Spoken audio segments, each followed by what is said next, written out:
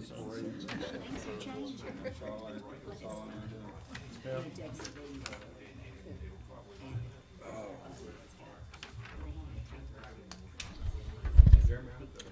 All right. Okay, it is 5:30, so I'm going to call this meeting of the Planning and Zoning Commission together. Welcome to everybody and everybody who showed up and taken time out of their personal lives tonight to be here. Our first order of business will be to approve the minutes from that's the February and the April minutes. I move that we accept the February minutes, but with two changes. I noticed that place 4 still had Milton Woodrow Horner. I believe it was supposed to be Cliff McCurry. And then we listed 2 members, were not here, but the vote for planning and zoning chairperson was listed as 6-3. I believe that should be 5-3. I'm sorry, which one was that? Was that on February or? Yes, February. Okay, which, And commission president. I'm sorry, Justin, I'm not, No, because he would have been out by then. what was Milton, the, that's when- right, I got Milton. Yeah. What was the other one? And there were 2 commissioners not present for February. So it's got to be The 7. commissioner's chairperson vote was This is listed true. 6-3. It was supposed to be 5-3, I believe. Okay.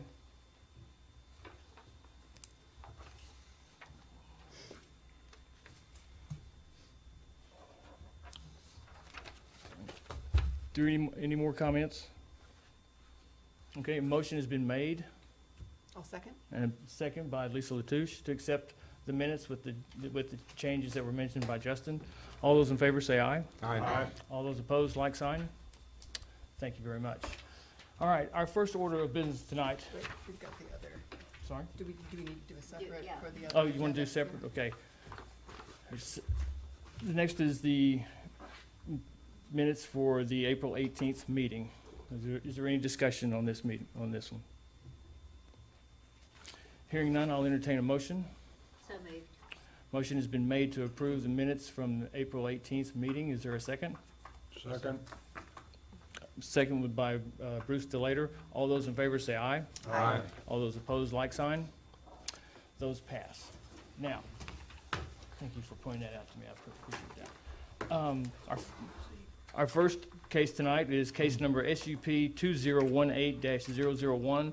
Applicant Boyd Wagner is requesting a special use permit in order to operate a restaurant with alcoholic beverage service in the downtown district at 389 Graham, being lots 12, block 4 of the city addition to the city of Stephenville, Erath County, Texas. Jeremy? The downtown district is intended to encourage the redevelopment of the original township, which includes the historic courthouses, offices, retail businesses, and residents. The varying land uses include in the downtown district are compatible with the existing uses to preserve the integrity of the area in the downtown district and deter urban deterioration. The district also facilitates the maintenance of the area and provides for vibrant interaction between retail, service, residential, government, and public use. A special use which shall be permitted in a particular district only upon fulfillment of the conditions set forth for that use in that district, which in this particular case, he meets those conditions. Restaurant with alcohol beverages is an allowed use by special use permit in the downtown district. The use will need to fulfill the conditions set forth, which he has. So staff has no objections to granting the special use permit in order to operate a restaurant with alcohol beverage service in the downtown district at that location, 389 Graham Street. Thank you, Jeremy. I'll now, pardon me, I'll now open the public hearing. If there's anybody here who wishes to come forward and speak in favor of this, please come forward and state your name and address, please.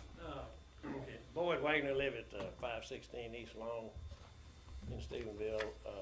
This place is, it was known for a long time as the Graham Street, or Graham Central Station was a filling station there.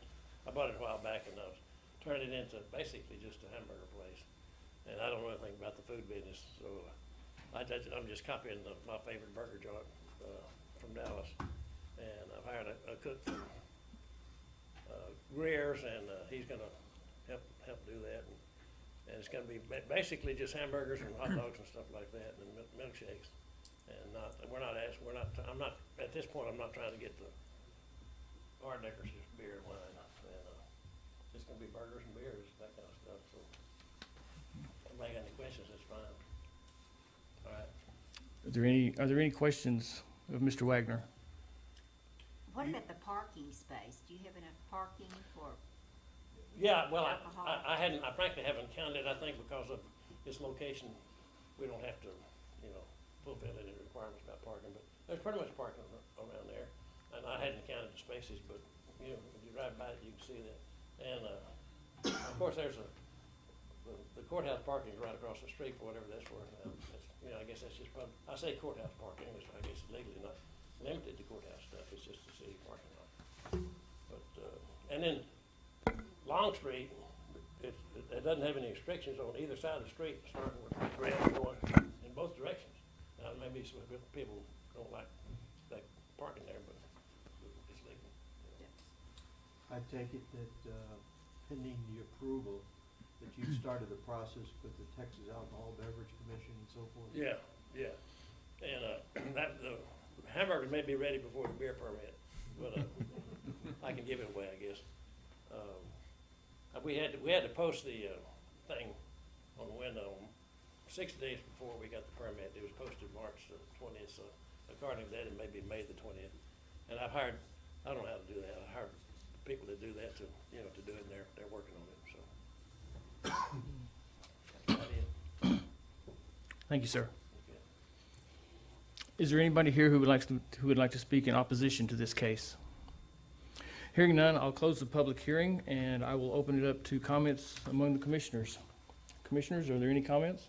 A technical question, isn't this 389 South Graham as opposed to North Graham? Yes, South Graham? Okay. Does it say? 389. It just says Since 389 389 Graham. Doesn't specify. Move we recommend approval to the city council for the special use permit in case number SUP 2018-001. Second. Motion has been made by Richard Petronas and seconded by Bill Muncy to approve the special use permit for case number SUP 2018-001. All those in favor signify by saying aye. Aye. All those opposed? Motion passes. Dilly dilly. Thank you very much, Boyd. You're welcome to stay, or you're welcome to leave. Thank you. Thank you. Look forward to it. Our next case tonight was case number ZA 2018-001.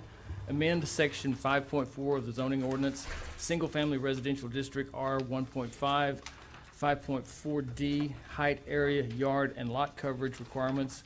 Minimum lot area from 6,000 square feet to 5,000 square feet, and minimum lot width and lot frontage 60 feet to 50 feet.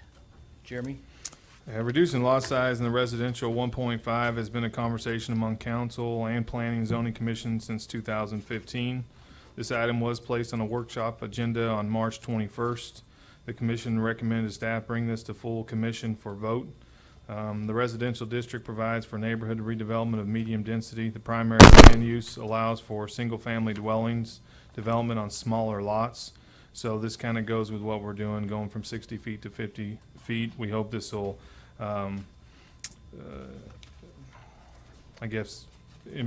give developers an opportunity to build on some smaller lots, possibly make some more money, give them a tool. So there was quite a bit of conversation during our workshop, but I think everybody was in support of this.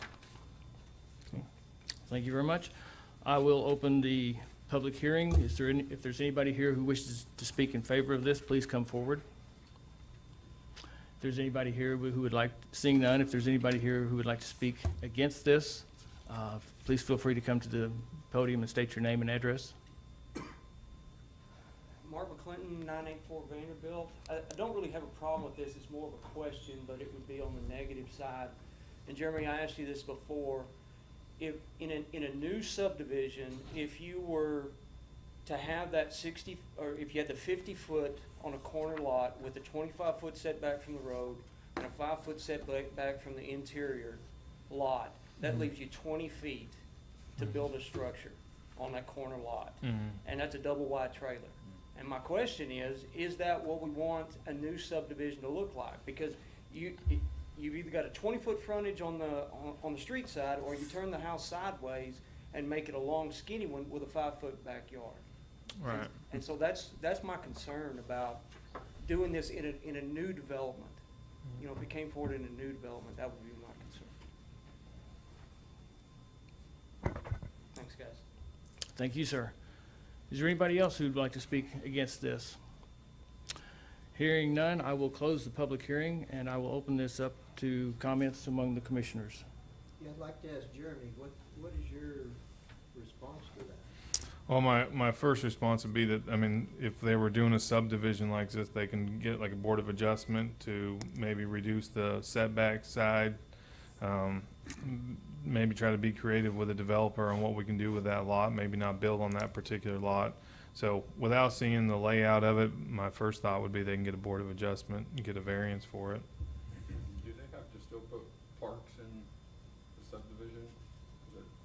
They don't have to put parks in a subdivision. I mean, they can pay the fee in lieu of the land, but we do have an ordinance that requires them to dedicate parkland.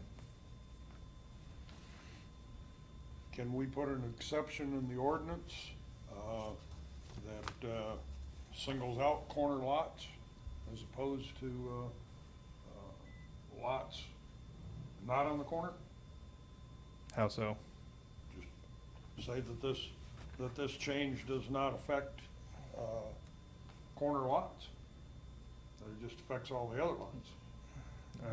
I don't think so in this case. Because you know, you got different setback requirements if you're on a corner, as Mr. Clinton said. So, Tonight, we gotta vote on this particular thing. We can, I mean, I can bring that back and we can do it that way, as a separate item. Let me ask a question for the gentleman here. If you were to seek a variance, how would you envision that if you were to seek a variance? Well, I think the only thing, I'm just trying to wrap my mind around a 20-foot wide house on a corner lot, facing the principal street. And that's just, I mean, if you look at even the newer neighborhoods in town, the older neighborhoods for sure, you know, the corner lot is kind of the anchor for the neighborhood. And there's usually a larger home on that corner lot, and it kind of anchors the neighborhood, you know, that street area.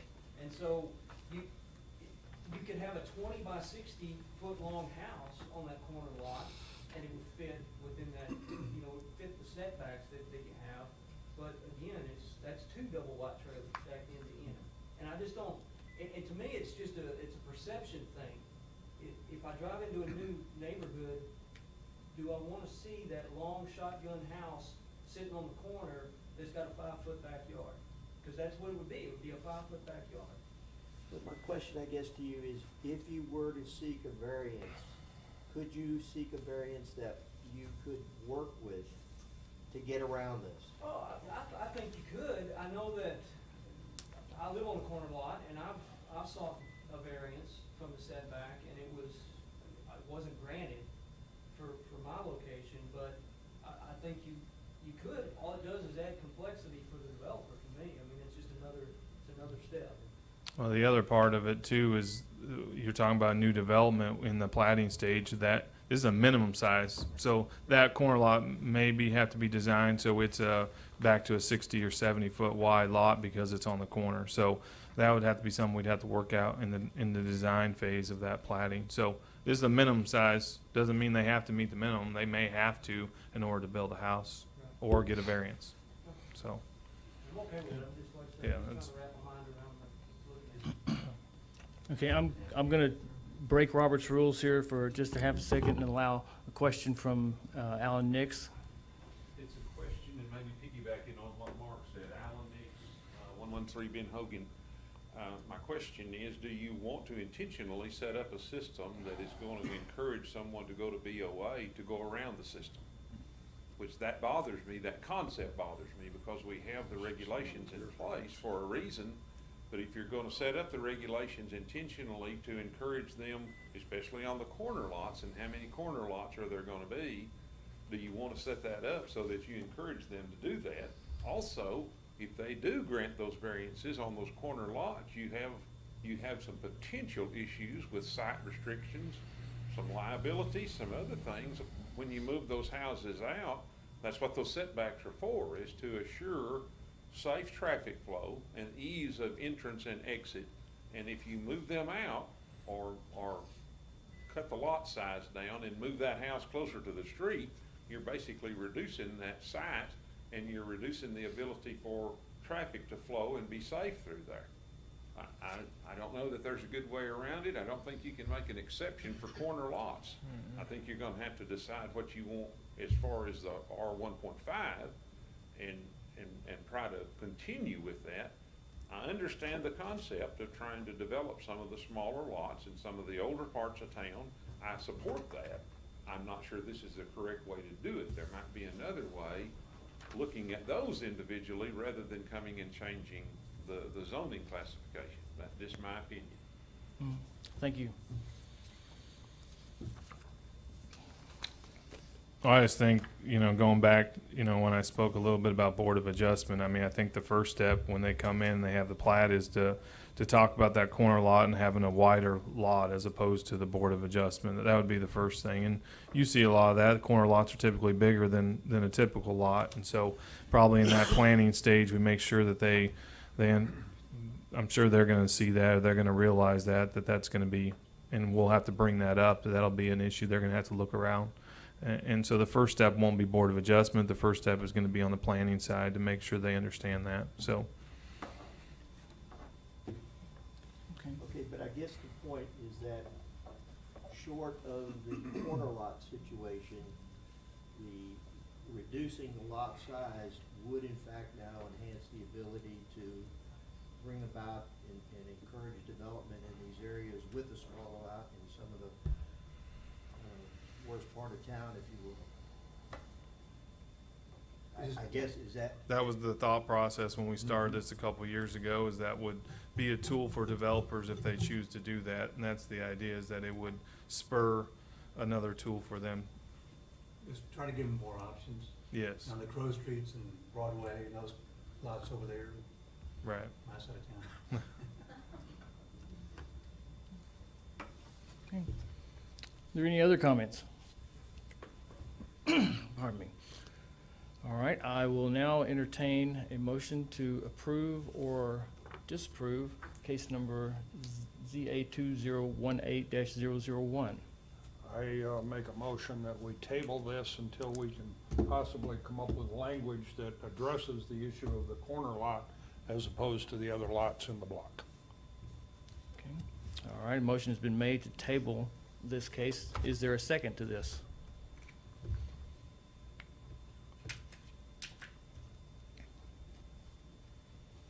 Hearing none, this motion dies for lack of a second.